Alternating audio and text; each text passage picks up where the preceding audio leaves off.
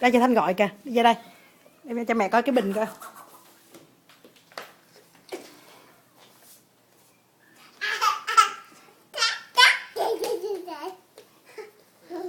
Trời ơi, phá quá đi. Đi đâu á? Kìa chị Thanh đi đâu kìa, trốn với kìa. Thanh ra cứu Hà đi, ra chích Thanh đi, nhanh lên. Thanh đâu mất tiêu rồi kìa. Đâu rồi, Thanh đi đâu mất tiêu rồi?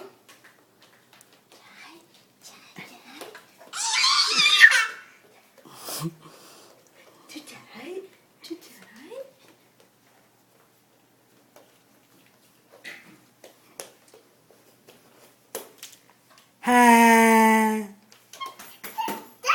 Chạy. Chết rồi. Đâu mất tiêu rồi?